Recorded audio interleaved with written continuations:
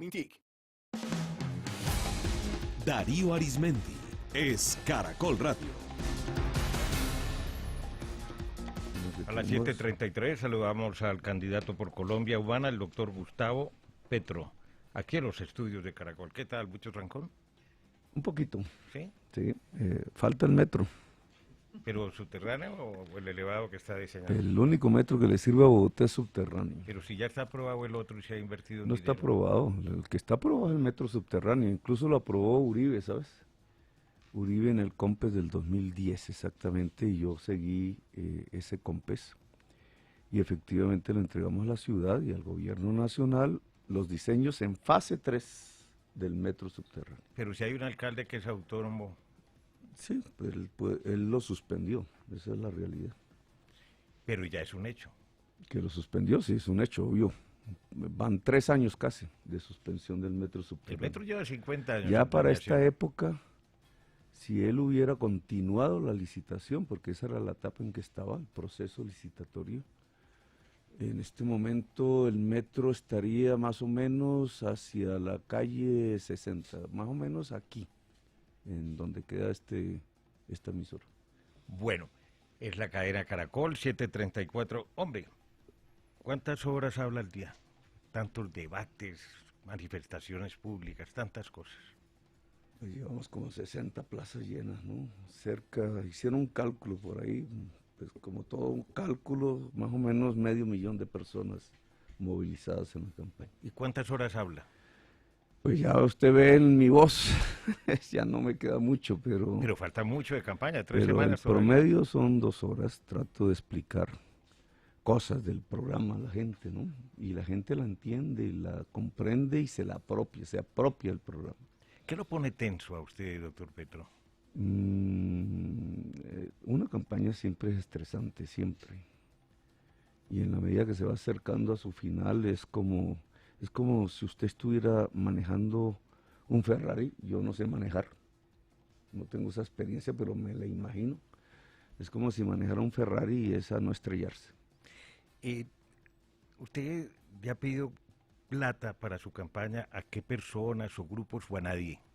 Mira, en la campaña de firmas tuvimos 30 millones, que fue por un experimento, el primero en Colombia, que es lo mismo que hizo Obama, le llaman en inglés crowdfunding, que es básicamente solicitar consignaciones de no más de 50,000 pesos en el baloto, fue en esa época.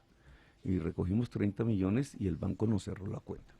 ¿Qué le queda? Está ahí. Hoy tenemos, no pedí anticipo, que es un mecanismo legal del gobierno, sino que me prestó un banco 12,000 millones de pesos. Banco de Colombia. Sí, el Banco de Colombia. El presidente del banco merece una conversación conmigo y yo con él, porque parece que algo raro pasó ahí. Pero eso es todo lo que tengo. ¿Pero por qué pasó algo raro? Dejemos ahí. ¿No hubo desembolsos por esa cuantía? Sí, pero parece que ellos no estaban muy dispuestos a entregarla. Pero lo entregaron. Sí. Bueno, usted tiene 57 años, doctor Gustavo Y toda la Petro. plata se ha gastado exclusivamente de allí. Se nota en las Que manifestaciones, básicamente en la es publicidad televisión, política. entre otras cosas. Desde No, luego. la manifestación nunca tiene plata. Pero y hay no una quiero. logística que quiere que La cobra. tarima, pero todas las manifestaciones hay gente que llega libre a la manifestación. No ha Y habido realmente transporte, no, ni las subsidios, fotos, ni usted puede ver almuerzo. las fotos porque es fácil sacar las fotos de los buses y las encuentro en todas las campañas menos en la mía. En el año de 1977 usted oficialmente entra al M-19. ¿Qué le queda del comandante A3 o del comandante Aureliano? Aureliano es Rafael Uribe Uribe en 100 años de soledad, que usted me imagino ha leído. ¿Y Andrés? No, es Aureliano. Y Aureliano es 100 años de soledad, es exactamente el personaje de Rafael Uribe Uribe.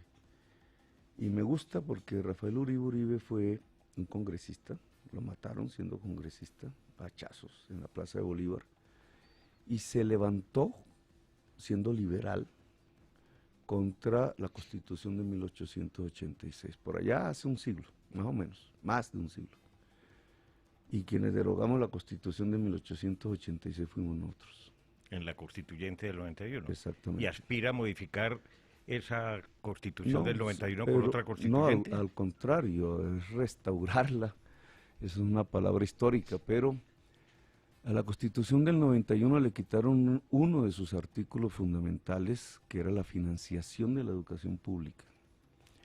Se lo quitó Pastrana para salvar banqueros, y después Uribe lo volvió permanente para destinar los recursos a la guerra, que es un acto irracional. Llevarse los recursos de la universidad para bombardear y matarse entre nosotros mismos.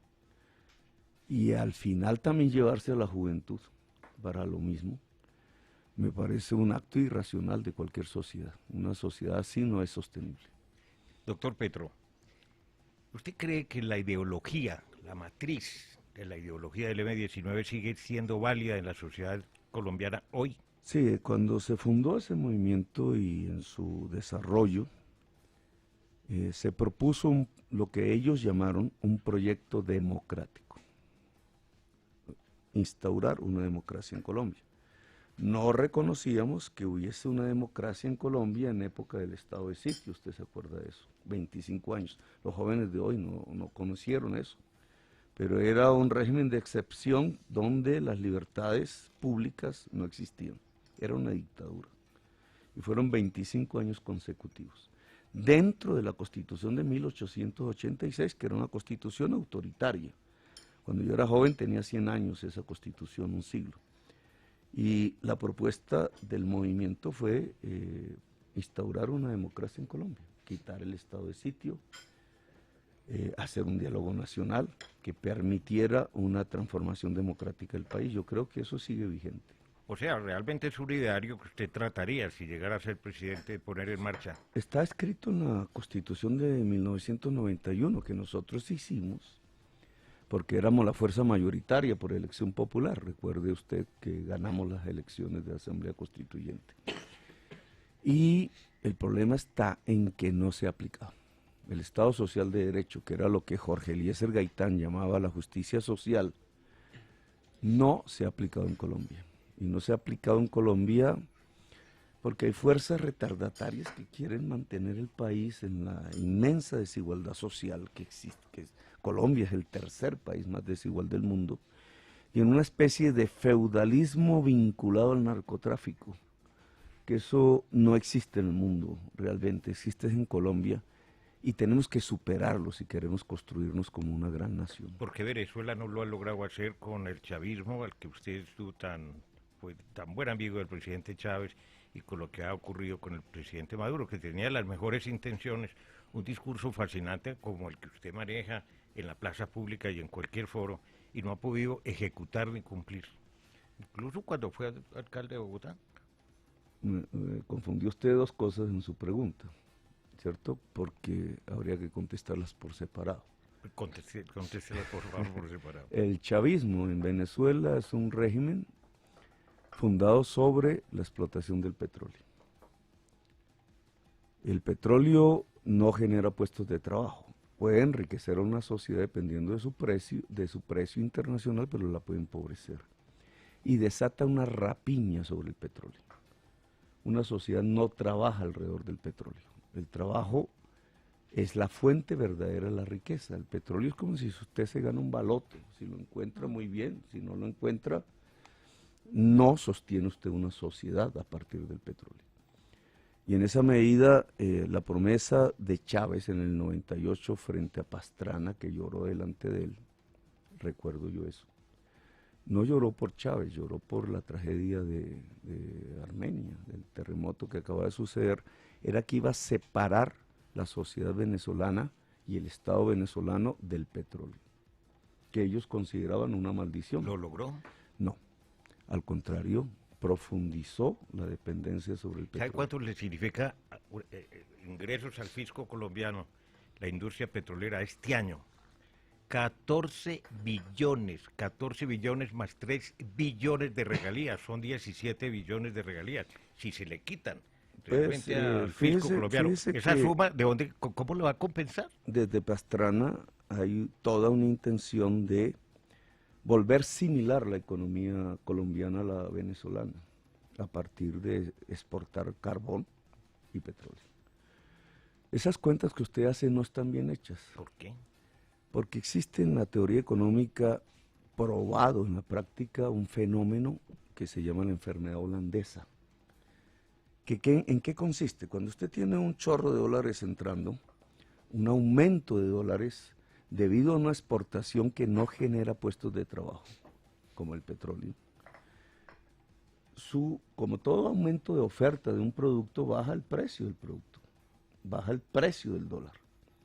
El dólar se vuelve barato, llegó a estar a 1.500 pesos el dólar. Cuando eso sucede en una economía, sus importaciones se abaratan completamente. Productos agrarios, productos industriales, motos, carros, maíz, trigo, cebada, arroz. Y lo que le produce en su interior como nación es la destrucción de la producción nacional. Esa es la enfermedad holandesa. Es decir, entre más exporta petróleo sin generar puestos de trabajo, más destruyes. Pero mientras tanto, ¿cómo sustituyes más ese ingreso? Destruyes agricultura e industria y pierdes millones de puestos de Es una trabajo. visión de mediano y largo plazo. No, eso es una visión de corto plazo. Sucedió en Colombia durante el boom petrolero. El año pasado, fíjese usted, 2017, cuando se eleva, cuando se cae el precio del petróleo, ¿cierto? Y viene, porque ese dato que usted tiene ya no es cierto. Las regalías petroleras, los ingresos del petróleo al Estado cayeron de 3.3% del PIB a 0.3%. O sea, ya se produjo el choco de la caída del petróleo. Y vino la desaceleración de la economía en Colombia. Y vino la desaceleración, pero fíjate que en el 2017, el año pasado, Colombia volvió a ser un país cafetero. Tenía unas exportaciones más o menos de 6 a 7 millones de sacos y pasó a 12 el año pasado. 14 este año. ¿Y eso qué significa? Solo mirando esa estadística del café, ¿qué significa? Que la agricultura volvió a renacer porque... Pero a la corta, ¿cómo va a se reemplazar cae. No, ese pues que ingreso? eso es corto, es el año pasado. Pero es que además usted me mete el chavismo como si fuera No, solo el petróleo, chavismo, y esa el es una chavismo, concepción del el Estado muy chavismo, distinta. Sí, sí, usted tiene razón porque no es solo petróleo, pero es fundamental el petróleo. Y lo puede usted igualar a Hussein, y lo puede usted igualar al Medio Oriente, y lo puede igualar a Gaddafi, es fundamental el petróleo. Entonces ahora suspender las licencias a quien ya las tiene de las multinacionales y a Ecopetrol. No, hay que hacer una transición seria. Eso no lo hubieran planteado en Venezuela, no lo plantean en Venezuela. ¿Y eso se puede lograr en 4 años? Ni la oposición ni el gobierno venezolano están planteando nada que tenga que ver con sacar la economía venezolana de la dependencia petrolera, y eso los va a volver insostenible. El ¿Eso que peligro usted de un plantea colapso. se puede hacer en 4 años? No, en 10 años, exactamente. ¿Y usted va a mantenerse en el poder cuánto tiempo? 4. ¿No aspira a una constituyente para que lo reelijan y permita esa reelección, o que alguien de toda su confianza llegue al poder y pueda continuar con su proyecto Para nada, político? porque yo aspiro a que con otras fuerzas políticas podamos hacer una gran concertación política al estilo chileno, que permita que en una sucesión de gobiernos podamos transitar de una economía extractivista hacia una economía productiva y de un país violento hacia un país en paz. Doctor Petro, yo creo que es conveniente de pronto entonces entrar en algún detalle de cómo va a ser esa transición de una economía centrada en el petróleo a una economía a lo que usted propone, que es algo que incluso denomina la reindustrialización de algunos sectores estratégicos.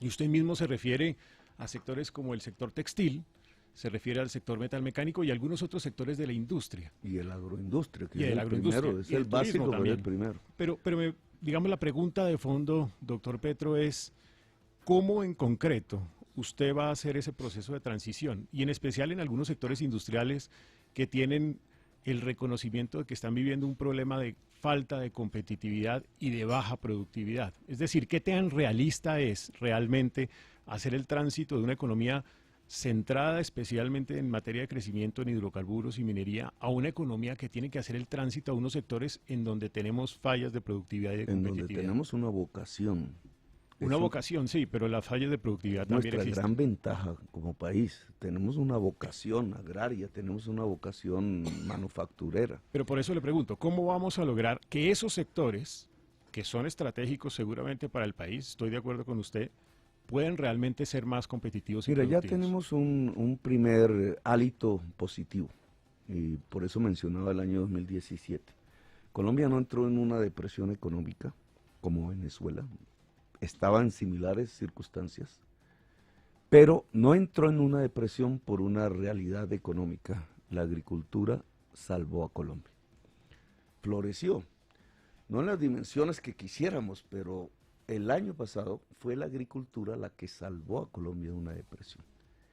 Y por eso recalqué el tema teórico de la enfermedad holandesa. Pero usted sabe que el año inmediatamente anterior el sector agrícola vivió una realidad radicalmente distinta, que es en el fondo la razón por la cual el sector agrícola creció, en la forma como creció. Y la realidad que generó ese crecimiento es la caída del precio del petróleo.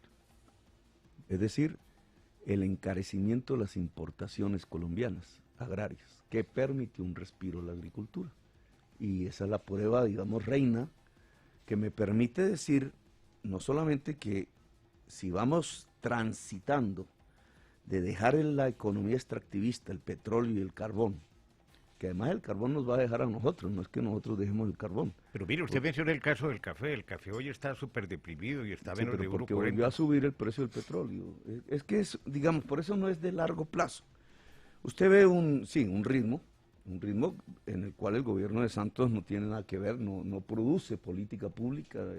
Y los Simplemente cafeteros las hoy están otra vez rumbo a la las ruina. condiciones del mercado le van guiando el rumbo, pero usted lo puede ver.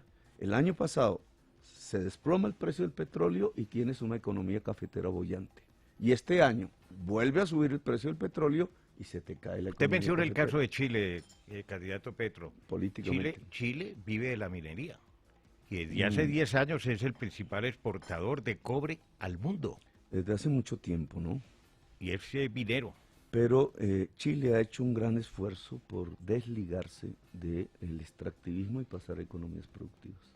¿Usted ha pensado en el caso de esa visión de largo plazo que estima en más de cerca de 10 años con un sucesor que sea de su misma escuela, en las 453.000 personas naturales y familias que viven de Ecopetrol, que es una empresa orgullo de Colombia y que le aporta al presupuesto nacional, al empleo, a la generación de riqueza, incluso metiéndose en sectores que están por fuera de su propia naturaleza?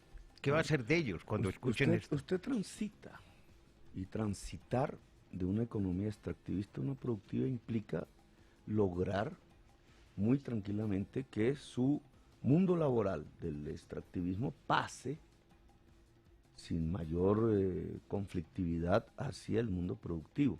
Le voy a poner un ejemplo, mira Ituango. Cálculos a mano alzada podrían, si usted los hiciera, digamos, alrededor de las energías limpias, en el norte de Guajira, que es donde más sol, más días al año recibimos en Colombia, si usted hiciera allí una granja solar, vamos a poner, para la generación de la misma cantidad de energía de Ituango, de la hidroeléctrica de Ituango, tendría usted una generación por kilovatio hora la mitad en valor, en dólares, que la de Ituango. Entonces, ¿eso qué significa? Significa que si Ecopetrol dejara de ser, y ya el gobierno actual lo está haciendo, como función principal la extracción de petróleo y pasar a las energías limpias, Ecopetrol sería quizás una de las empresas más grandes de América en producción de energías limpias. Y eso en términos de trabajo, que hay que hacer los cálculos, si usted compara la producción de carbón en Estados Unidos y la producción de energías limpias en Estados Unidos, encuentra que el indicador de puestos de trabajo es 10 veces más alto Es que nos han comparado. en energías ¿no? limpias que en carbón. Está poniendo usted un país gigantesco frente a un país que es No- grande, no pero importa, no tanto. pero usted está hablando de 343.000 empleos. Pero doctor, Si usted produce energías limpias, en términos solares, vamos a poner ese ejemplo. Pero eso es de largo plazo. No, doctor eso es Petro. ya. Pero doctor Petro, un poco para ponerle una dosis de realismo a China la propuesta. está transformando su matriz energética ya a energía solar. Un poco para poner una dosis de realismo a su propuesta. Es un hecho que Ecopetrol es una de las compañías más queridas por los colombianos. Allí hay buena parte de los activos y patrimonio de muchos de nuestros compatriotas. Usted en algún evento incluso reciente llegó a afirmar lo siguiente: Ecopetrol dejará el negocio del petróleo y en 5 años se va a dedicar a ser la empresa líder en venta de paneles solares. No, eso no lo dije yo. Eso lo dijeron ustedes acerca de lo que yo dije. Muy bien, Que ahora es muy me diferente. lo interpreta usted, pero la pregunta es Termina si tu es realista en un periodo de tiempo corto, y eso se lo pregunto abiertamente, que una entidad como Ecopetrol cambie de modelo y de foco de negocio un poco de esa forma. ¿Y no le preocupa un poco el impacto que eso pueda tener sobre los activos de los colombianos? Porque los precios de las acciones también se mueven a afirmaciones o a expresiones públicas. ¿No le preocupa el impacto que eso puede tener sobre el activo de los compatriotas? Sí, primero, yo no dije que Ecopetrol vendiera paneles solares. Hoy cualquier ciudadano puede vender paneles solares. Ese no es el tema. Y de hecho están vendiendo paneles solares en Colombia. No, Ecopetrol no es para vender paneles solares. Ecopetrol es para generar energía eléctrica, cosa que hoy no hace. Pero usted, Ayer vi que usted no le contestó además un tuit a una niña, Jan Jenny, no sé, que digamos, le refutaba, le mandó varios tweets frente a todo este tema. Decía que, por ejemplo, para generar los paneles solares se necesitan 4.400 hectáreas para generar electricidad en un país agrícola, que es destinar demasiado. Y también hablaba de la generación... 400 hectáreas es la mitad de una hacienda de Uribe. Bueno, pero de todas maneras decía que le quita mucho al tema de la vocación agrícola y va con eso. Bueno, Le estoy leyendo lo que él dice. Sí, pero para pone que usted... la cantidad exacta. De pronto te equivocaste leyendo el Twitter. No, miren, creo 4.400 hectáreas, pero bueno, acá dice ella que 4.400 hectáreas es la mitad de la hacienda. que la de Uribe. generación, ella hace unas cuentas y dice que la generación no es la mitad, como usted dice, de los, digamos, de los megabytes, es decir, es un poquito más barato, y habla de las inversiones, de lo que costó, por ejemplo, hacer Hidroituango y lo que ocuparía, digamos, hablar de esta misma energía solar. Es decir, hace unos temas donde contradice muchos de estos, pues de lo que usted está hablando de la energía solar. Yo me imagino que usted las leyó porque mandó como 6 trinos aquí que los estoy viendo. Pero 4.400 hectáreas es nada en términos de una... Bueno, pero es está más, hablando de un creo porcentaje. que es muy pequeño en relación a cualquier hidroeléctrica. Pero haciéndolo masivamente sería mucho más. No, son 80 kilómetros cuadrados para poner una... Si nosotros quisiéramos reemplazar la generación de energía eléctrica que hoy hacemos en termos con carbón y con petróleo, con diésel, que es, digamos, un objetivo que colaboraría con el mundo en relación al cambio climático, porque recuerde usted que el cambio climático lo produce el carbón y el petróleo, y el mundo está reemplazando ese tipo de energía, ya con fechas exactas, con cantidades exactas. Por eso no encuentran los dueños hoy del Cerrejón vendedores en el mundo que le compren, compradores que le compren el Cerrejón. Se quieren ir y no encuentran compradores. ¿De los Drummond está hablando? Y de todas las minas de cielo abierto de carbón. Esa es una realidad hoy, no es de mi gobierno, es de hoy. ¿Por qué? Porque hay una realidad mundial y es la separación de la economía del carbón. ¿Por qué? Porque si no lo hacemos, se acaba la vida en el planeta. Y Stephen Hawking, que ustedes mucho hablaron de él a raíz de su muerte, ponía un término en tiempo del final de la vida, 200 siglos.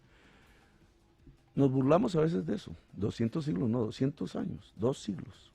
Nos burlamos de eso, no creemos que eso no existe. Si no se toman las medidas en el mundo en 20 años, es irreversible. ¿Y quiénes tienen que tomar las medidas?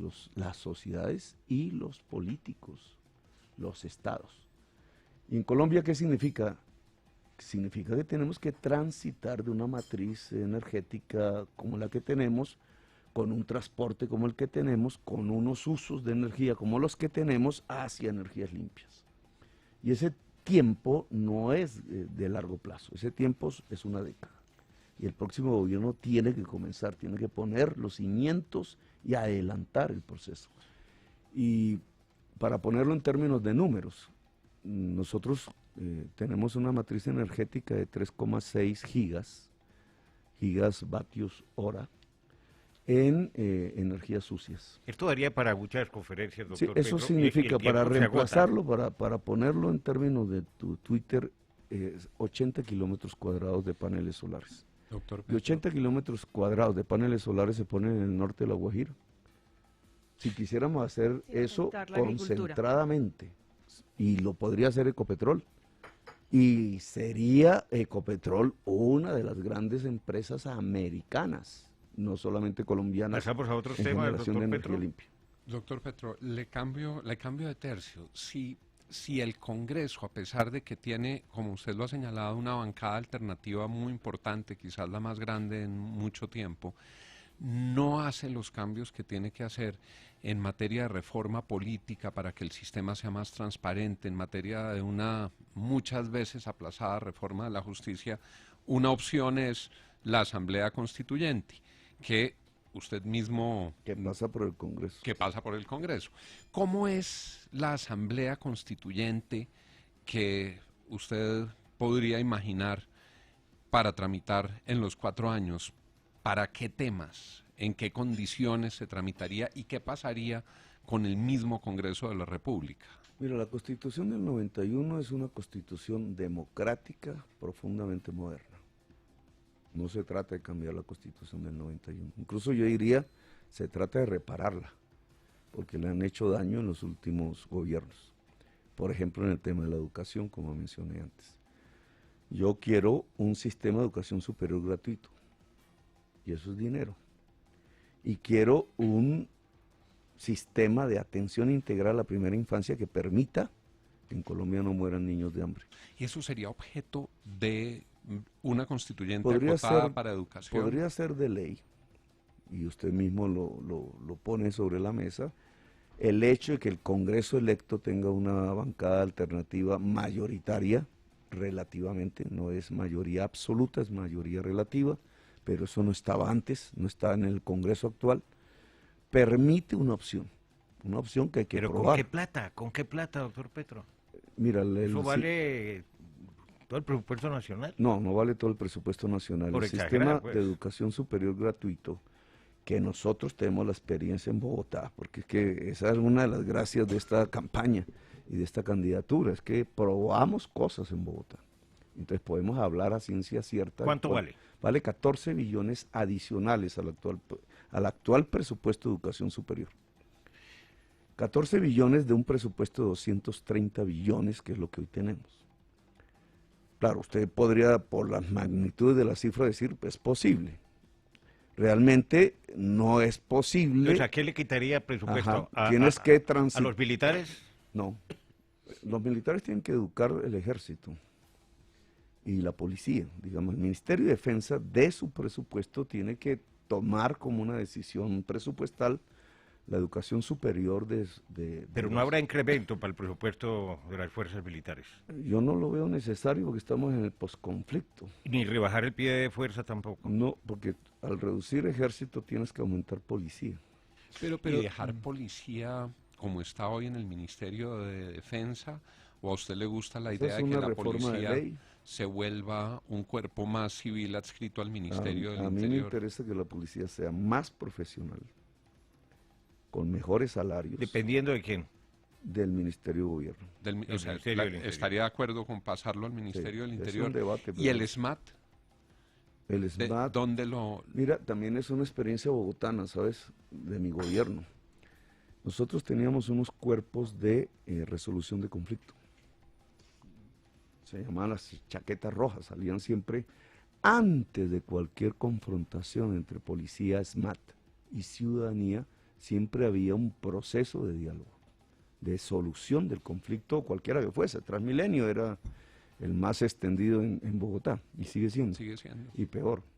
Pero, digamos, nunca probamos el SMAT como primera medida. Siempre era un proceso de negociación con la gente, con la ciudadanía, que evitase la violencia. Y yo pienso que eso hay que proponerlo en toda Colombia. La policía, y esa es la diferencia con el ejército, la policía tiene que entrenarse, saber, conocer, porque son hombres armados, mujeres armadas, que no lo es el ciudadano y la ciudadana, que deben controlar de tal manera su propia acción que permita, antes que nada, la solución del conflicto. Doctor Petro, Pero, una sí. pregunta sobre ese tema de policía. Digamos, usted ha dicho menos militares, más policías. Pero la pregunta es cómo. Es decir, las escuelas de policía no dan a tope. Hay policías patrulleros que ya tienen 7 años y no hay ascenso, hay una crisis en el presupuesto. Entonces la pregunta es, ¿usted cómo haría viable eso? ¿De cuántos policías más estamos hablando? ¿En qué periodo de tiempo? ¿Cómo sería la viabilidad de esa propuesta? El ejército tiene que ser profesional. El ejército que necesita Colombia debe ser un ejército profesional. ¿No lo ves? Eso significa que no hay necesidad del servicio militar obligatorio, que es un tema de ley. Pero no es profesional nuestro ejército, ha sido destacado como de los más Mixto. profesionales No, del mundo. ojo, es mixto. Tiene el servicio militar obligatorio. ¿El servicio militar obligatorio qué es, Darío? Pues que por 1 año, por 2 años, un muchacho entra y sale. Punto. Y esa es la fuerza fundamental del ejército.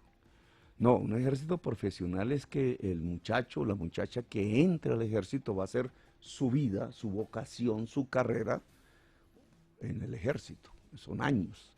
Por eso es importante la educación superior en el ejército, porque es su vida. Pero hablemos de presupuesto, o sea, ¿qué Entonces, porcentaje digamos, le daría? Cuando uno habla de un ejército profesional, que parcialmente lo es hoy el ejército colombiano, significa un menor número de personas, ¿cierto? Pero quizás el mismo presupuesto, porque se le pero paga al menor soldado. número de personas. Se le paga al soldado. Hoy a un soldado voluntario le pagan creo que 50.000 pesos al mes. Y eso se lo manda la mamá, pero eso no es un profesionalismo militar.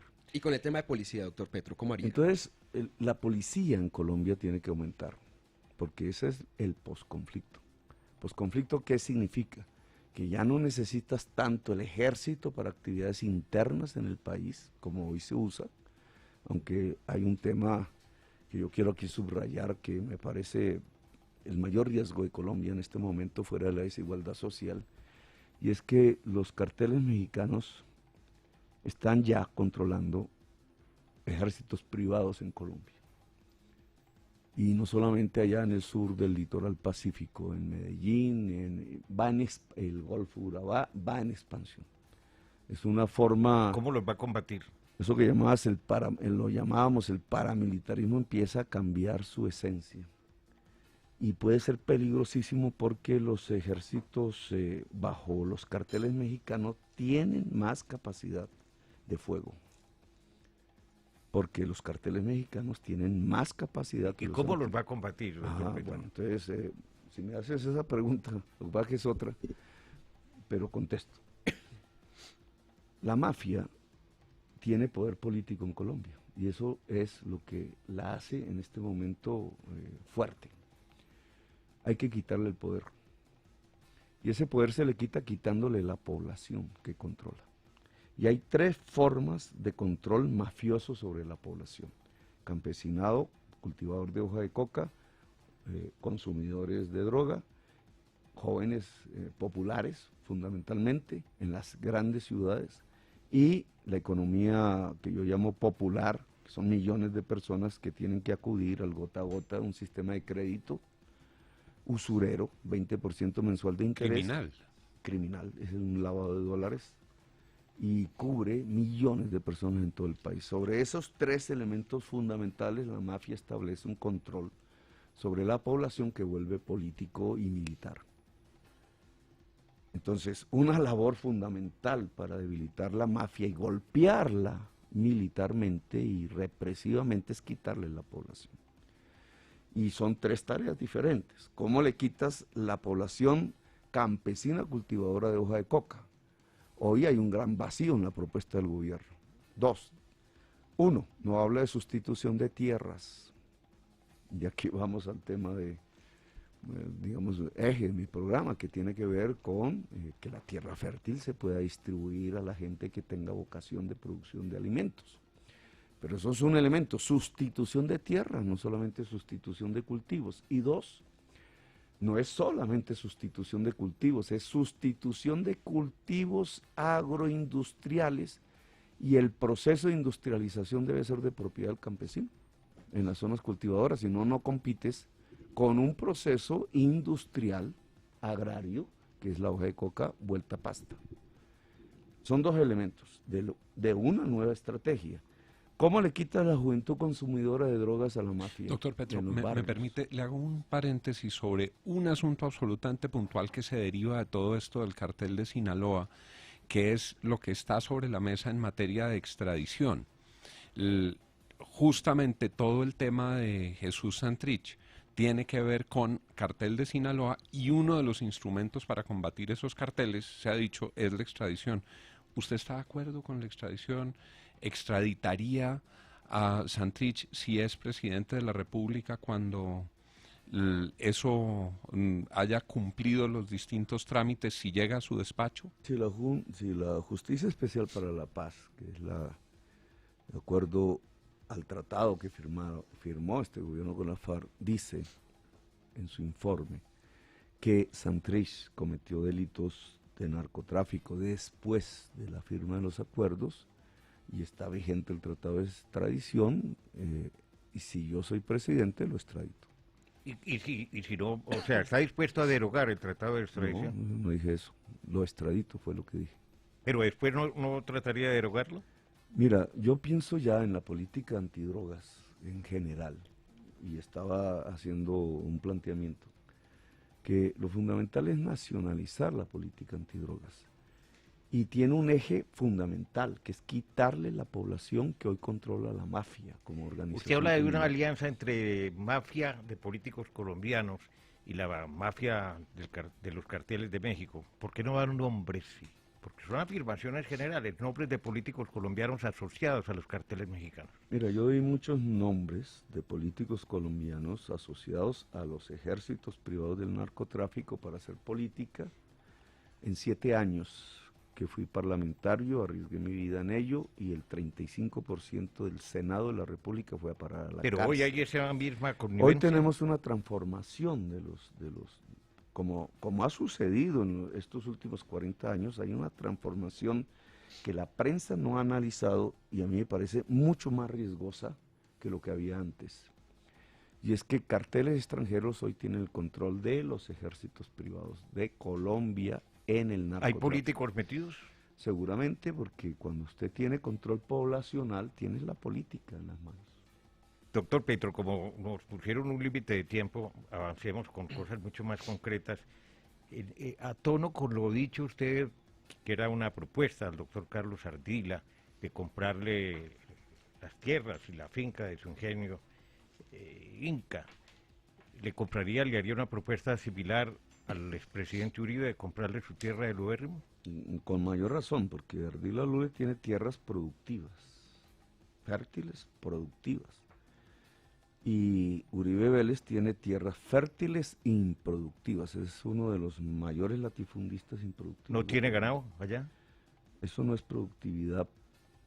Y te voy a explicar, en tierras fértiles un cultivo en promedio produce 5 puestos de trabajo por hectárea. El aguacate 2.5, el café 1.5, un puesto cada 1.5 hectáreas. Si usted tiene 10.000 hectáreas, Darío, en tierras fértiles, debería tener en promedio 2.000 trabajadores. Si es un empresario, capitalista, no los tienen. No los tienen porque no producen nada, porque el tener 3 vacas en 10.000 hectáreas es una excusa. Y si no le vende, Eso es feudalismo. pero no si es no le vende capitalismo. Uribe o cualquier otro terrateniente. En el caso de tierras improductivas, siendo fértiles de más de 500 hectáreas, López Pumarejo en el año 1936, trayendo una tesis japonesa, le entregó al país una propuesta que la volvió ley, la ley 200 de tierras, que ya no existe, pero yo quiero restablecer.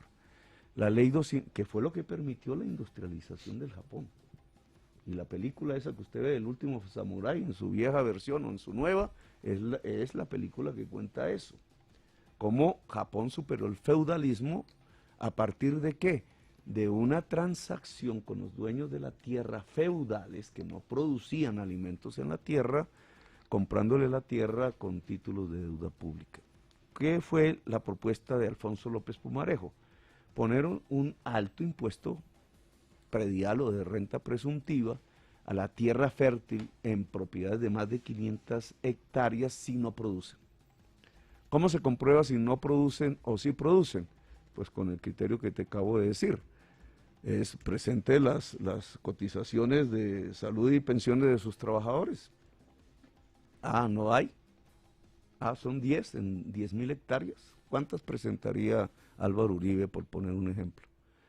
Si no son, digamos, el número que la productividad agraria indica, significa que son improductivas. Tiene entonces se la compraría ¿con qué parámetros, no, con qué precios y a qué plazo y cómo la pagaría? Tasa del impuesto predial más alta. Porque tener tierra fértil improductiva es un crimen contra la humanidad. Va contra la Constitución, tanto del 91 como la reforma del año 1936 del 86. ¿Pero a qué precio? El predial está fijado por la ley. ¿Y no son muy bajitos los prediales en el campo? La tasa alta, sí. Usted tiene razón, porque no hay un catastro moderno. Es correcto. Y entonces hay que hacer un catastro moderno, pero eso es una decisión y es una Toca pagar más prediales más altos. ¿Y cómo se pagaría independientemente? Un señor de estrato 4 en Bogotá paga más por su casa que un latifundista improductivo en Colombia, que Álvaro Uribe Vélez en impuestos. Y eso es una realidad hoy. ¿Y por qué sucede esa injusticia? No, porque en la ciudad de Bogotá o Medellín hay un catastro moderno que cobra el impuesto predial tal cual el valor de la posesión de un ciudadano, y en cambio en el mundo rural no. Y eso hay que mover. ¿Y por qué no se cobra por qué no hay un catastro moderno en el mundo rural? Porque hemos sido gobernados por los narcoterratenientes que hacen la ley. Vamos a continuar en unos minuticos para hacer una pausa, tomarse un café y cambiaremos de tema porque hay mucha tela de dónde cortar.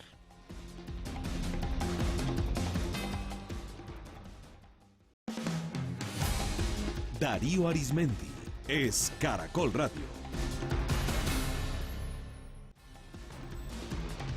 8 de la mañana, 18 minutos, continuamos aquí con el candidato de Colombia, Humana Gustavo Petro, la presidencia de la República. Doctor José Manuel Restrepo.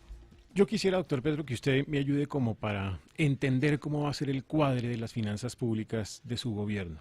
Usted aquí ha hablado de compra de tierras, nos ha hablado de universalizar la educación superior, ha hablado también en su propuesta de gobierno de condonar los créditos del ICETEX, ha hablado del mínimo vital de agua y de algunos otros temas. Esto solamente es un pequeño número de propuestas. Todas esas propuestas implican costos. Simultáneamente ha hablado de una reducción de IVA de nuevo al 16%. Eso también implica menos ingresos.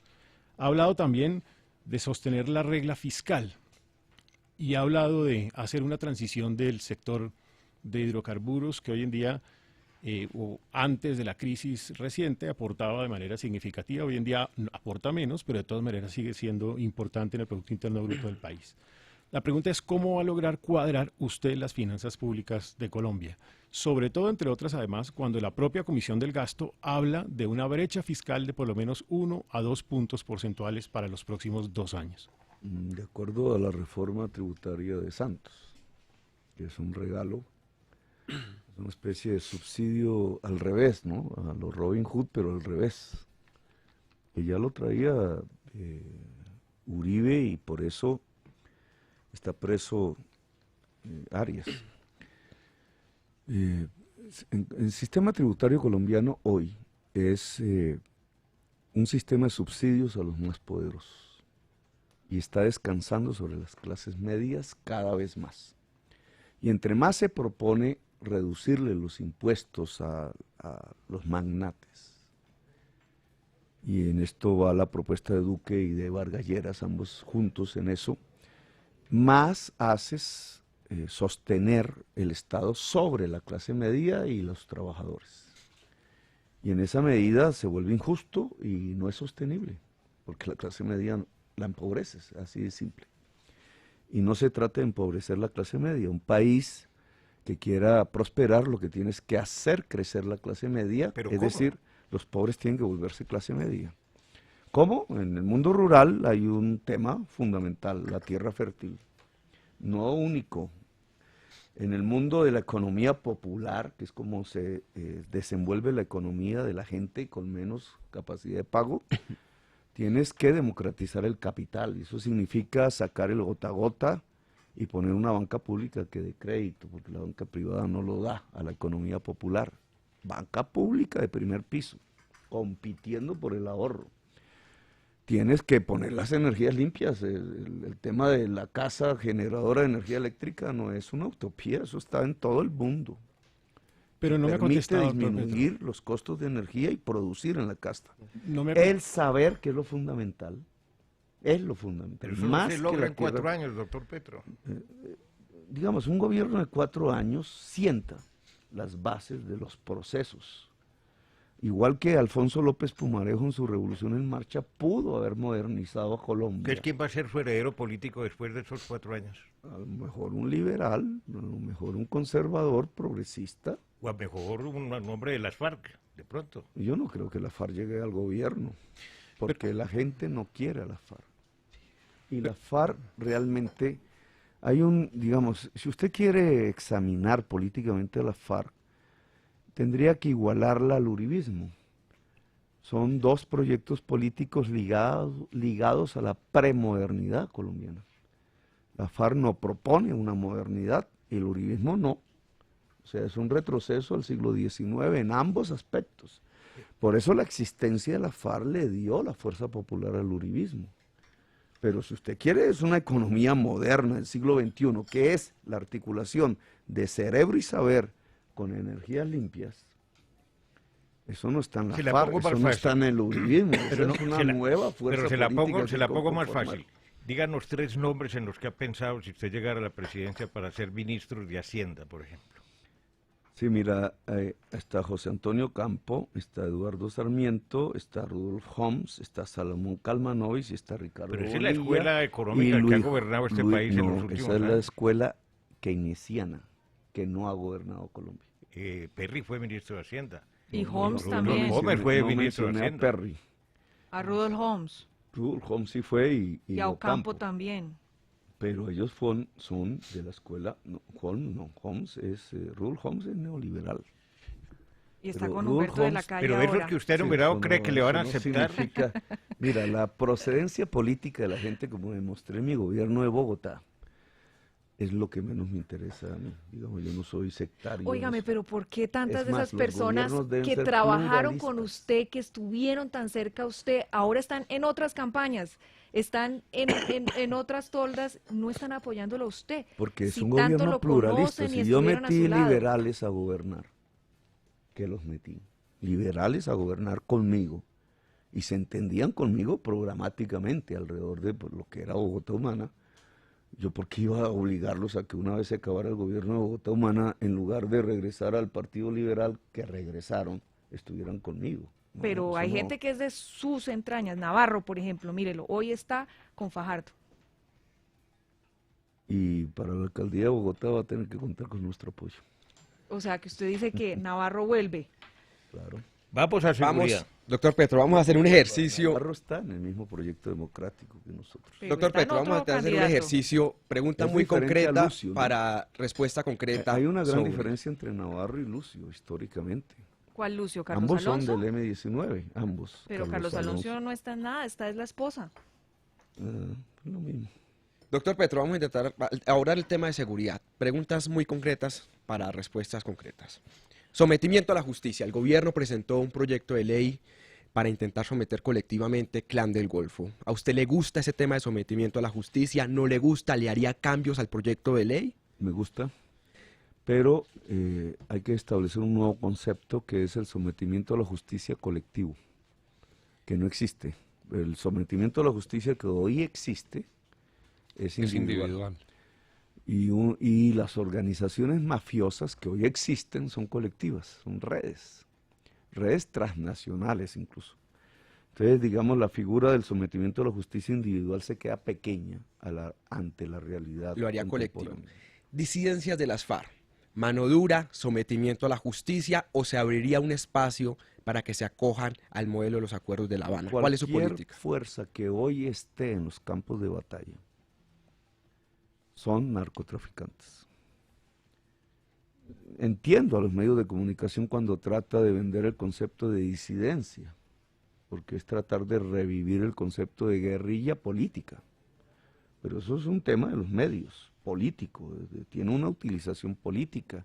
Igual que el gobierno de Uribe trató de vender el tema del Lavacrim como una realidad diferente al paramilitarismo.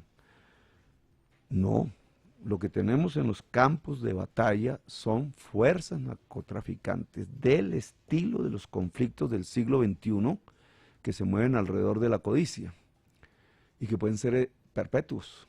Ok, entonces ahí estamos hablando de mano dura. Y con respecto al ELN, aún si se hace un cese bilateral al fuego ahora que comienza de nuevo en La Habana el ciclo y que estaban muy cerca, ¿cuál va a ser su postura frente a esa negociación si usted llega a ser presidente? Ellos tienen que tomar una decisión, que dudan. Pues todo esto que ha pasado con Santos es una duda de la comandancia del ELN.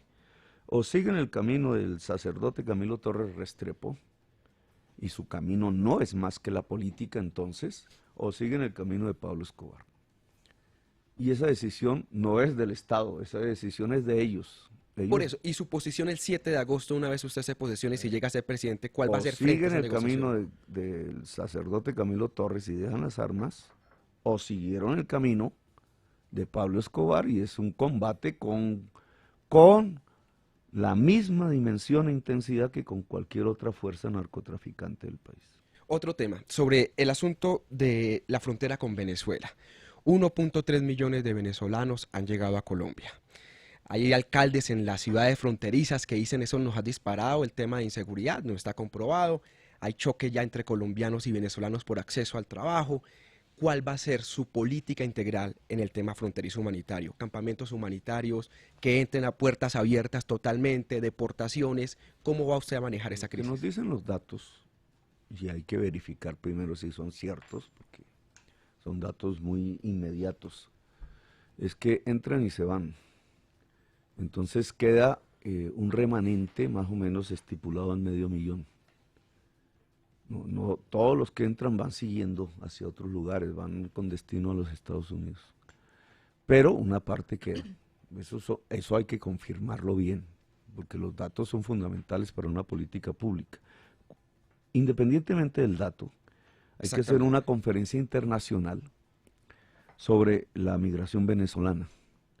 Igual que hubo una conferencia internacional sobre la migración colombiana en la época del desplazamiento forzado. Es decir, colaboración entre los vecinos para recibir venezolanos. Sí. Lo voy a poner en un... Por un carácter humanitario, digamos, porque es cualquier venezolano o venezolana es un sujeto de derechos. Y mientras se da eso, ¿cuál va a ser su política aquí en territorio colombiano, doctor Petro? Nosotros, yo creo que tenemos unas oportunidades antes de un colapso. Lo peor ¿Extenderle puentes a Maduro? No. Antes de, digamos, si Venezuela colapsa, colapsa Colombia por el flujo, porque ya no hablaríamos de 500.000, hablaríamos de millones. Todos los colombianos de allá volverían, ni siquiera son venezolanos, son colombianos y usted no puede rechazarlos, son ciudadanos de Colombia que retornarían, pero eso haría colapsar a Colombia, a menos que hagamos ¿Pero unas qué haría con reformas Maduro? profundas. ¿Proponerle diálogo, encontrar otros caminos? Supongamos que en las elecciones que vienen gana Maduro. Pues eso no es fácil saber, Sí, no. adivinarlo. Pues. Que es una Seguro. semana antes de las elecciones colombianas. Fíjese usted la paradoja. La derecha colombiana quiere que gane Maduro para ver si derrota a Petro en Colombia.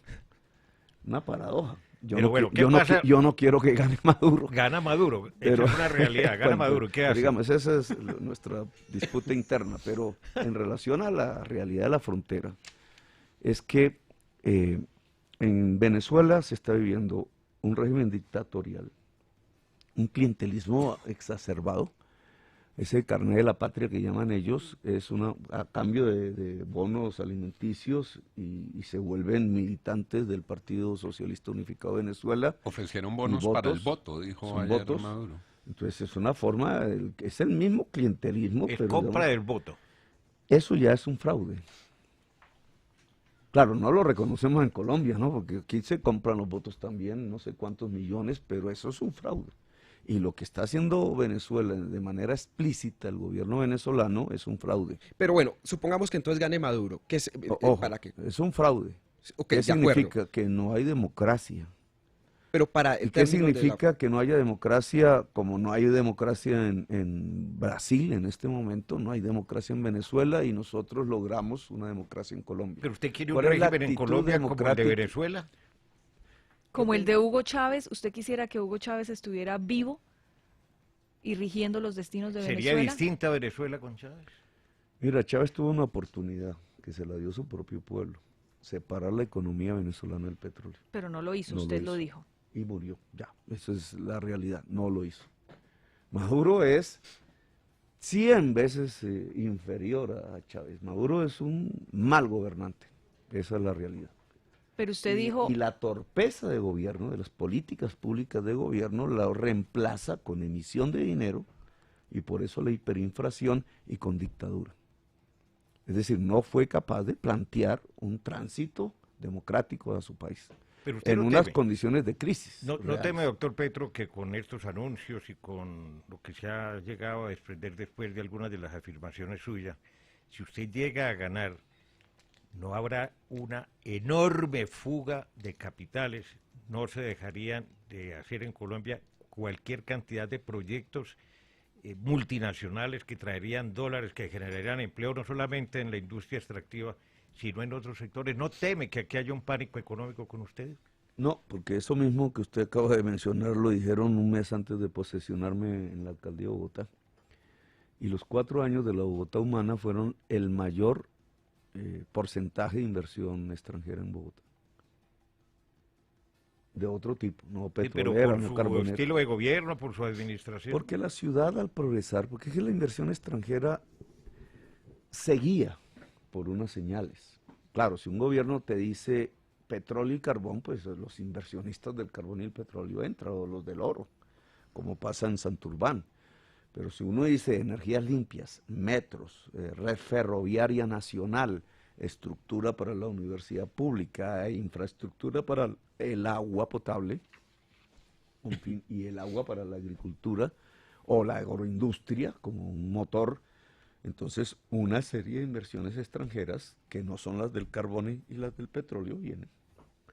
¿Usted sabe cuánta gente estaba interesada en el metro subterráneo de Bogotá cuando acabamos la... Unas cuantas multinacionales. Muchas. Y entonces, y eso hubieran sido 7.000 millones de dólares.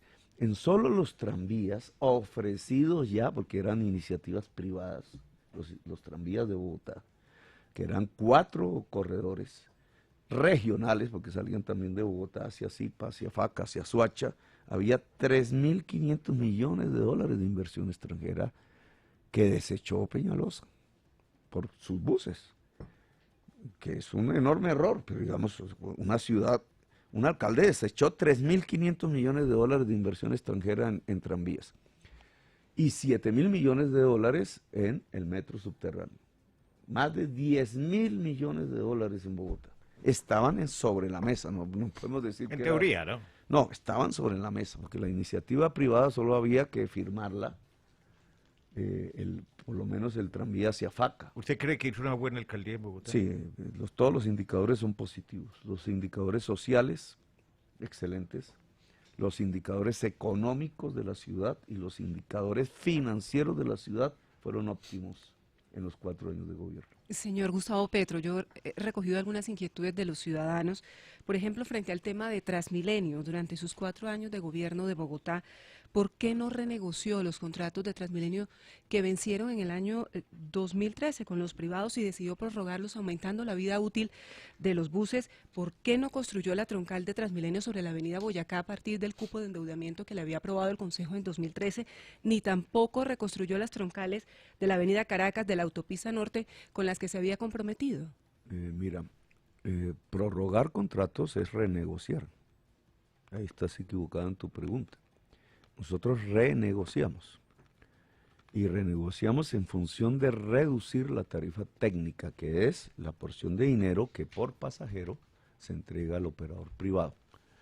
quisimos que hubiera operador público y presentamos el proyecto de acuerdo al Consejo para que Transmilenio, empresa pública, pudiera operar y construimos la empresa de electricidad, de transporte eléctrico dentro de la empresa de energía eléctrica, que iba a dar el paso y lo inició con los taxis eléctricos. Que fracasó ese proyecto. Y era socia en uno de los proyectos de tranvías, era el paso hacia la movilidad eléctrica en Bogotá. Pero, digamos, nosotros hicimos la licitación de la avenida Boyacá. El cupo que usted habla de la plata para poderlo hacer se aprobó el diciembre del año 2013, en la mitad de mi gobierno. Teníamos 2 años. En esos 2 años teníamos que hacer el estudio, porque no se puede hacer obra sin estudio, fase 3, es decir, para empezar a construir, lo hicimos en la avenida Boyacá, y iniciamos la licitación para adjudicar la obra, que ya correspondió al mes de diciembre del 2015. Pregúntele usted a Peñalosa por qué la suspendió. La suspendió. Su secretario de Movilidad de la época está en la cárcel. El secretario de Transporte que yo eché y denuncié. Está en la cárcel. No está en la cárcel, lo exoneraron. Y es corrupto. ¿Y por qué lo escogió? Fíjate cómo exoneran corruptos. ¿Y por qué lo escogió? ¿No se asesoró bien? No, ese fue un diálogo en el gobierno de Santos, antes de las elecciones. No por el criterio electoral, sino por el criterio de hacer el metro en Bogotá. Entonces yo quería un secretario de transporte que fuera dialogante con el gobierno nacional, equivocación mía, porque esa fue la puñalada trapera de Santos. A Bogotá, no al alcalde a Bogotá, porque traicionó el proyecto del metro subterráneo. Candidato Petro, en caso de que la Corte Internacional de Justicia dictamine un fallo en contra de la soberanía colombiana en San Andrés y a favor del régimen de Ortega, ¿usted lo acata o lo desacata? Ya lo hizo, no es en caso, ya hizo un fallo. Pero hay otras demandas en curso. Viene una demanda de Nicaragua contra Colombia. 2. Entonces, y la demanda es por no cumplir el fallo. Y otra adicional por Pero plataforma continental. usted sí lo cumpliría. No, mira, yo estuve en San Andrés y hablé de este tema a profundidad delante de la gente. El gobierno colombiano, el de Uribe, el de Pastrana, porque ahí comenzó, pero el de Uribe y el de Santos cometieron 2 errores estratégicos en la pelea judicial internacional. Uno, el mar que nos quitaron, es un mar que está en una reserva de la biosfera declarada por Naciones Unidas, porque ahí está la 3ª reserva de coral del mundo en extensión. No pelearon el tema de la reserva.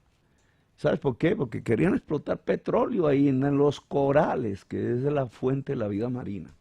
Esa mentalidad obtusa de nuestra oligarquía no permitió un instrumento de defensa de la soberanía nuestra que hubiera sido fundamental en la Corte Internacional, que era defender la reserva.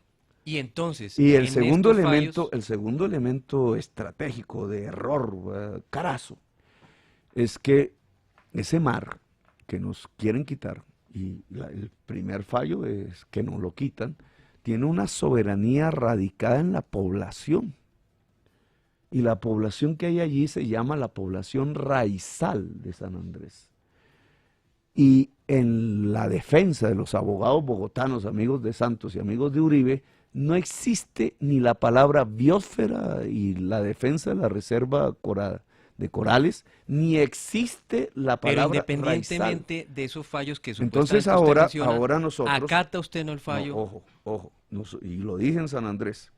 La comisión que va a pelear, porque eso es una pelea judicial, debe ser encabezada por un raizal sanandresano, delante de los magistrados. ¿Quién? No por un amigo... ¿Quién que sepa de derecho del mar internacional? Tranquilo, los hay, y muchos, y muchas. Solo que un gobierno cachaco, bogotano, de élite, no se le ocurrió pensar que había gente en San Andrés que podía pelear. Y frente a la élite de Nicaragua Entonces, primero, que representa a Daniel Ortega, ¿se acata por su parte o no ese fallo? No se acata, es una pelea judicial, tenemos que pelear. Y esa pelea judicial la encabeza un raizal sanandresano. ¿Cómo se llama? Pues ya lo sabrán.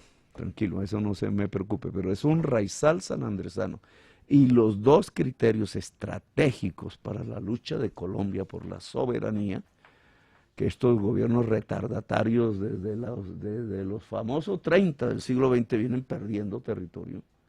Entre más retardatario el gobierno, más pierden territorio colombiano. Y entre más eligen gobiernos retardatarios, más perdemos. Nuestra defensa se va a centrar en dos ejes. La defensa coralina implica que no hay explotación petrolera en la plataforma o en el suelo marino en los corales, uno. Y la segunda estrategia consiste en la soberanía popular. Son los raizales los verdaderos dueños de ese mar, y esos raizales son colombianos. Sigamos con el tema internacional. Si la Corte Penal Internacional requiere a todos o a algunos de los miembros del exsecretariado de la FARC, ¿usted los somete a esa jurisdicción internacional? Sí, pues yo mismo la aprobé en el Congreso, la defendí. Yo creo profundamente en el sistema multilateral de derechos humanos. ¿Se van todos para Roma? Si los piden. Si los piden. Bueno, Lo que mire, pasa es que, ojo con su pregunta. Y ojo con la respuesta. Si la Corte Penal Internacional llegara a pedir comandantes de la FARC, también pediría generales. Y algo peor. Expresidentes. Bueno. Quiero recordarles que el hashtag Petro en Caracol más es tendencia número 1 en Twitter. Doctor Petro, usted ha sido defensor de los derechos humanos, usted mismo lo menciona. ¿Qué opina usted entonces de la castración química a los violadores de niños o niñas? Mira, cuando usted coge las estadísticas de abuso en general, de todo tipo, hacia la niñez colombiana, encuentra que el 95% están en la impunidad. Es decir, ni los cogen. Y si entonces los cogen, usted encuentra una campaña electoral en donde dicen cadena perpetua al violador de niños y ni siquiera los capturan.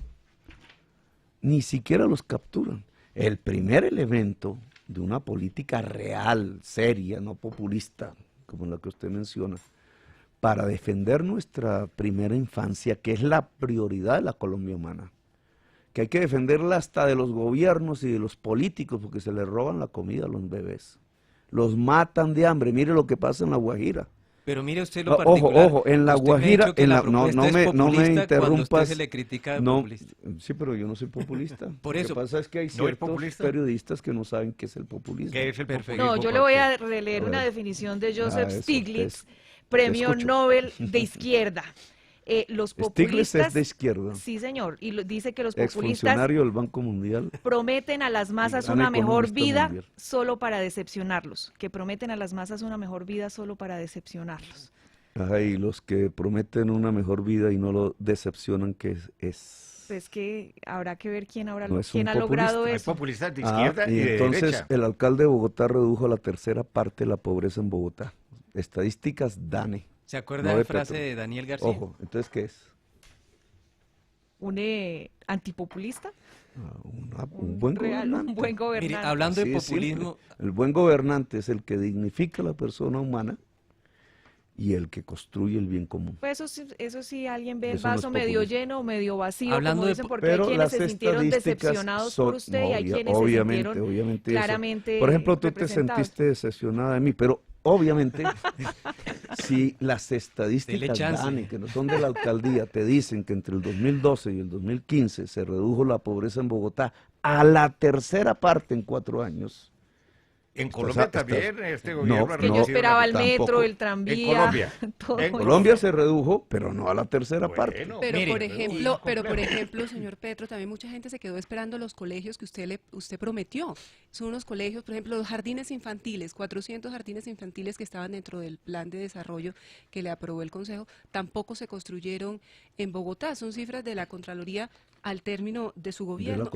¿De la Contraloría de distrital. quién? Contraloría distrital, ¿La señor. Contraloría de quién? Pues Contraloría De distrital. Vargalleras. Sí, Bueno, oiga, no, pero menciónalo. no, del Pero señor tú Diego Ardila. has tomado del un señor Diego tema Ardila, que de es temas de clave. Bogotá y también la Universidad Distrital. Se iban a construir 2 sedes y tampoco Si tú vas a Bosa, al Porvenir, encuentras la sede que construimos, hermosa. de la Universidad Distrital. Y si vas a Ciudad Bolívar, al lado de la antigua sede de la Universidad Distrital, encuentras la construcción de la nueva sede.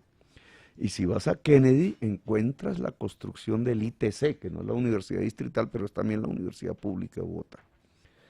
No es cierto lo que acabas de decir. Y si hablamos de colegios...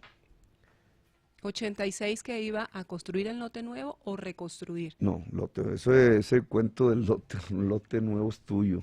No, no. A ver, vamos a examinar eso con algo de detalle gobierno, porque ha sido muy tramitado en los medios de comunicación.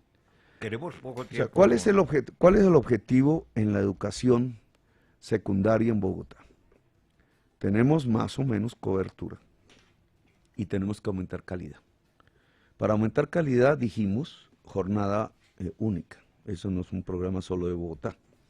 Jornada única significa más infraestructura de los colegios existentes. Por tanto, el programa que nosotros presentamos fue mejorar la infraestructura de los colegios para que pudieran resistir la jornada única de 8 horas de estudio, que llegamos a 270.000 estudiantes de 900.000 en total.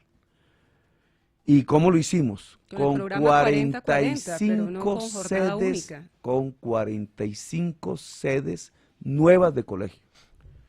Y entonces cuando un, no digo periodista, porque estos son los políticos de la oposición a nuestro gobierno, entonces cuando le dicen a esos políticos a los periodistas, le dicen, es que Petro no construyó ningún colegio, entonces hacen una trampa, que si no se investiga, pues queda así, como acabas de repetir. ¿Pero dónde están porque esos dicen, nuevos es que los colegios nuevos tenían que ser personerías jurídicas nuevas en lote nuevo. ¿Y para qué lote nuevo si ya habían lotes? O sea, por comprar lotes. Si ya habían lotes, ¿por qué yo tengo que construir una sede nueva de un colegio en un lote nuevo? ¿Para hacerle el negocio a alguien? ¿O qué? ¿O por qué tengo que poner otra personería jurídica en la sede nueva para nombrar otro rector? Y entonces ver qué concejal quiere un nuevo rector. Doctor No, Petro, es que lo que se necesita era sedes nuevas de colegio. ¿Y sabes cuántas hicimos? Entregadas por mí mismo y delante de todos ustedes, porque invitaba a toda la prensa en cada inauguración, 23. Y dejamos en construcción 25 más. Bueno, a mí me parece que esa aclaración... Es la mayor pero inversión de la educación en toda la historia de Bogotá. 3 sedes universitarias, 45 sedes nuevas y 1.200 aulas de preescolar y jardines infantiles. Mira, Darío. En contenedores. Ha sido, en contenedores no, esa es la tecnología moderna para hacer jardines infantiles. Son mejores. Voy a las últimas, doctor Petro. Que la construcción de ladrillo. La primera. Y la puedes hacer en 2 meses. La primera, doctor Petro. Y fíjate que están funcionando. Bueno, maravilloso. Las Fuerzas Armadas no han sido precisamente admiradoras suyas. Tuvo muchos roces y dificultades en el manejo de la policía metropolitana. ¿Usted no cree que su presencia podría generar un ruido de sables? Mi relación con la policía en Bogotá fue buena. Recuerdo mucho porque cambiaban cada rato los generales, decisiones del gobierno nacional, que yo no tenía nada que ver con eso. Pero la relación con el general Guatibonza, por ejemplo, que estuvo un buen tramo en mi gobierno, fue excelente. Es mi amigo. ¿Y las fuerzas militares? Las fuerzas militares no tenían relación directa. No, pero ¿usted cree que les dará confianza? Pero fíjate que les va a generar... hacia un gobierno futuro. Nosotros entregamos, cuando yo fui al páramo de Sumapaz, arriba, era todavía una zona en conflicto, entregamos alojamientos a las fuerzas militares porque dormían en el fango los soldados, en un frío perfecto. Enorme. A ver, ¿qué es lo que más ama su esposa de usted? Porque ya entramos en la recta final. Hay que preguntarle a ella. Pero usted no sabe, no se lo ha dicho. Hay que preguntarle a ella. O está en la franja de indecisos. ¿Y qué es lo que a Verónica Alcocer no le gusta de Gustavo Petro? Un poco que sigo la terquedad. Un poco. Ah, admite que es terco. Es que si no, no se pueden cambiar las cosas, ¿no? Pero usted lo quiere Fíjate cambiar que todo si en no 4 hubiera- años. Mira que yo desde los 15 años quiero cambiar a Colombia en el sentido de que se vuelva un país democrático con justicia social. Pero ¿cuál fue el Sigo en el argumento empeño.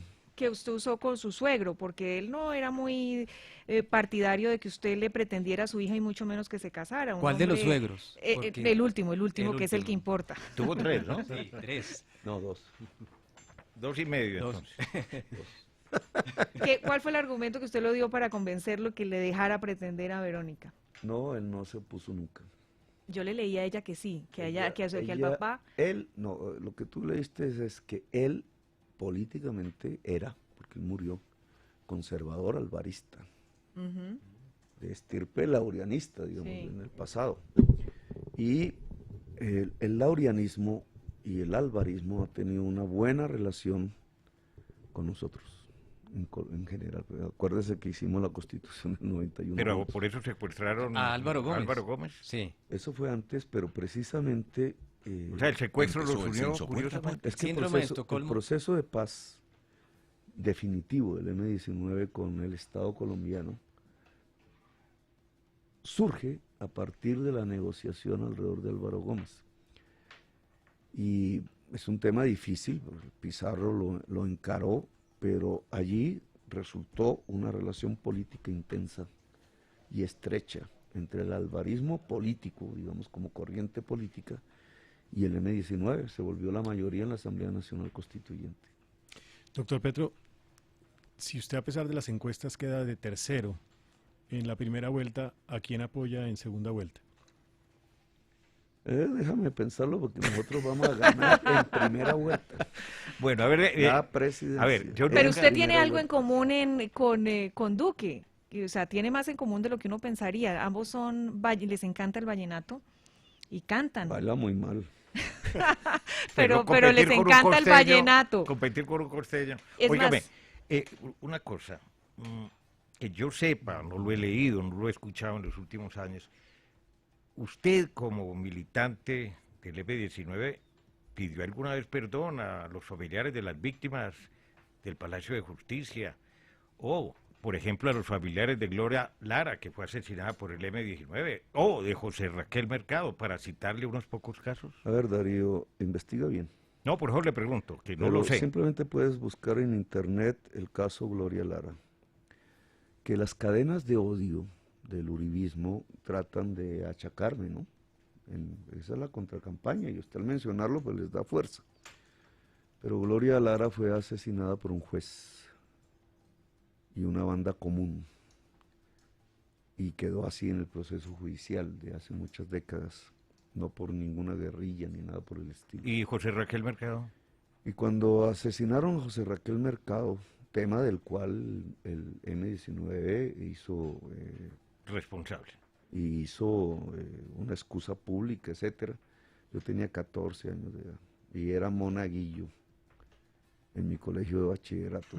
Y el Palacio No de era Justicia, militante del Porque, M-19. Palacio de Hecho- Justicia, porque sí, Juan Gómez hecho Martínez, que execrable. había sido senador y fue director del Colombiano el 3 de abril de este año, publicó en el Colombiano, un periódico que es de su copropiedad, de Gómez Martínez, que usted desde la cárcel había participado en la planeación del asalto del M al Palacio de Justicia. Se lo pregunto porque él lo afirmó.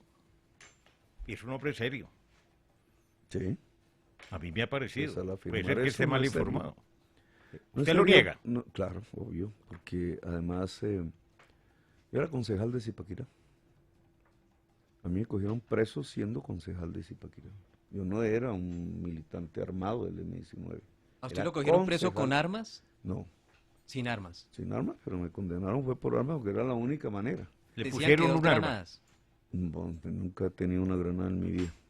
Pero yo era concejal de Zipaquirá y ejercía como concejal. Y había hecho un barrio para gente muy pobre, con la gente pobre, no como Vargalleras, sin 0 pesos de los recursos públicos, que se llama el Bolívar 83, y ahí fue donde me capturaron.